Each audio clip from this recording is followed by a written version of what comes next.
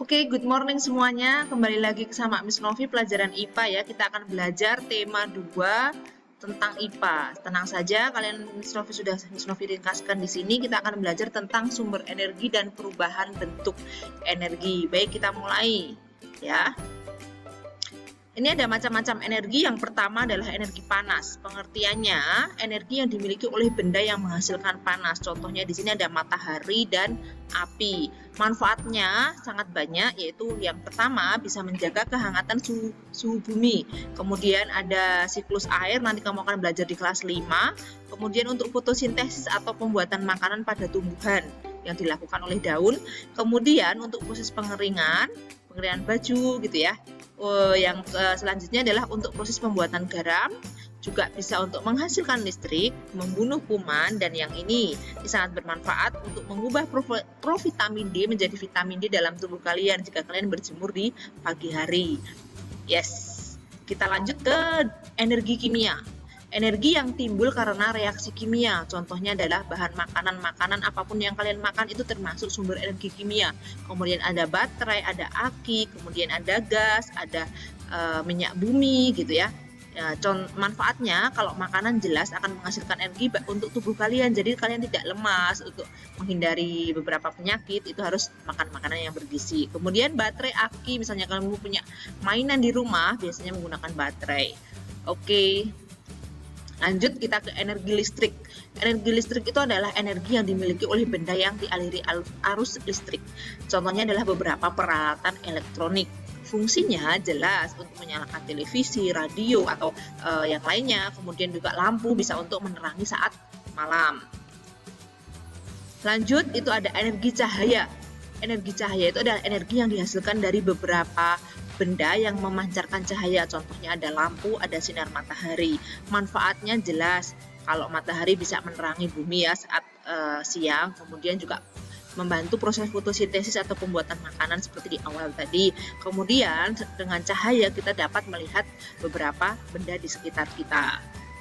Ya, lanjut kita ke energi gerak. Energi yang dimiliki oleh benda yang sedang bergerak. Contohnya di sini Miss Novi ada gambar air terjun, yaitu air yang mengalir ya, nanti akan menghasilkan energi gerak untuk arus listrik, untuk pembangkit listrik juga bisa. Kemudian angin, ini ada beberapa manfaat untuk menggerakkan awan ketika suhu yang panas menjadi sejuk. Kemudian untuk proses penyebaran biji pada tumbuhan untuk berkembang biak, nanti di kelas 6 kamu akan belajar ini. Kemudian ada juga terjadi angin laut maupun angin darat untuk siang hari maupun malam hari untuk nelayan pulang maupun pergi melaut. Kemudian juga untuk menggerakkan kincir angin, layang-layang ketika kamu bermain, dan juga untuk sumber energi listrik.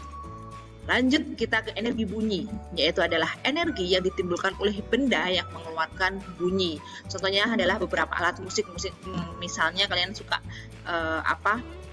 ngeband gitu ya, atau belajar alat musik untuk hiburan, untuk berkomunikasi. Ya, selanjutnya adalah macam-macam perubahan energi. Ada banyak sekali. Contoh dari satu ini, panas menjadi gerak. Ketika kalian membakar kertas, lama-kelamaan kertas itu yang terbakar akan semakin naik, bergerak naik, akan habis ya. Itu tuh contoh dari energi panas menjadi gerak. Yang kedua, itu energi gerak menjadi panas. Coba semua tangan kalian gosok-gosokkan. Dari bergerak, tangan telapak tangan kalian akan menjadi panas. Bagus. Cahaya menjadi listrik, ini adalah contoh alat namanya panel surya. Jadi ini mengubah energi cahaya matahari menjadi listrik. Kamu bisa temui di lampu merah sekitar Magelang. Nah, nanti kamu lihat adakah alat seperti ini. Nah, kalau ada berarti itu adalah contoh macam perubahan energi cahaya menjadi listrik. Kemudian listrik menjadi cahaya, layar televisi, layar monitor kalian, layar bolam lampu juga bisa ya. Kemudian gerak menjadi listrik atau PLTA dan pembangkit listrik tenaga angin yang tadi ada angin sama air. Nah, itu kan untuk pembangkit listrik. Kemudian listrik menjadi gerak, ada blender, ada mixer, ada kipas angin ya. Kemudian kimia menjadi listrik karena kimia tadi adalah baterai salah satunya. Nah, ini senter ini menggunakan baterai. Jadi kimia menjadi listrik bisa, atau kimia menjadi cahaya. Lanjut, yang ke-8 adalah listrik menjadi kimia, pengisian aki atau charger batu baterai di handphone kalian itu listrik menjadi kimia. Kemudian panas menjadi listrik, itu pembangkit listrik tenaga panas bumi ya. Ini misalnya menggunakan panas bumi kemudian akan menghasilkan listrik. Listrik menjadi panas, contohnya ada setrika di sini, ada solder, ada kompor listrik, oven listrik atau yang lainnya. Kemudian kimia menjadi panas, makanan yang kita makan itu bersumber dari energi kimia, kemudian dia akan mengubah menjadi energi panas.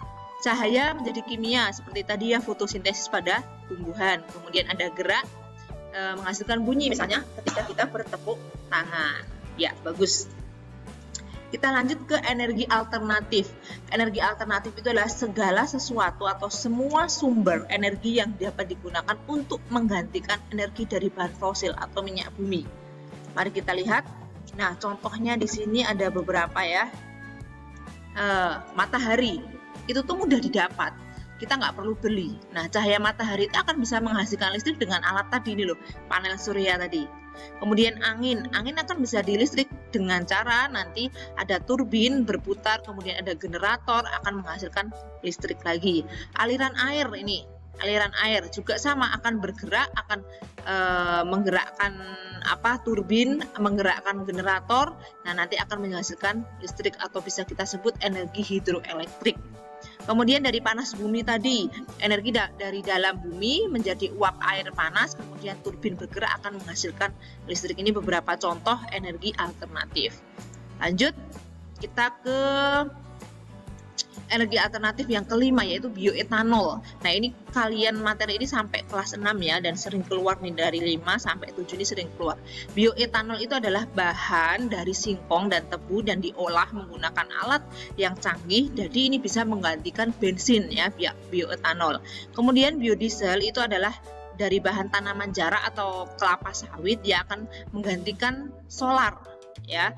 Yang ketujuh adalah biogas dari kotoran hewan maupun limbah organik maupun limbah rumah tangga, dan ini untuk menggantikan gas diolah lagi. Ini pemanfaatan biogas juga bisa untuk pemanfaatan pupuk kimia, pupuk organik ya. Oke. Selain itu teman-teman, ada kelebihan dan kekurangan energi alternatif. Karena energi alternatif itu lebih bersih dan tidak berpolusi ya. Kemudian tidak akan pernah habis, karena tadi kan contohnya ada matahari, ini ada matahari, angin, aliran air, panas bumi, itu tidak akan habis, ada terus selama kita masih hidup ya. Nah, juga lebih murah karena nggak perlu membayar. Kalau membayar bagaimana? Kita nggak cukup uang untuk membayar energi matahari, energi angin, air ya. Kemudian kekurangannya, nah ini untuk mengubah menjadi bioetanol, biodiesel, biogas itu peralatannya sangat mahal. Kemudian belum banyak orang tahu untuk cara mengolah energi alternatif. Juga perlu modifikasi mesin jika menggunakan energi alternatif. Jadi Miss Novi berharap dari kalian besok bisa menciptakan energi alternatif dari bahan-bahan itu yang tadi tebu, singkong dan lain sebagainya. Oke, cukup paham? Ya, materinya sekian dari Miss Novi untuk perubahan, untuk macam-macam energi dan perubahan energi. Bye-bye, thank you.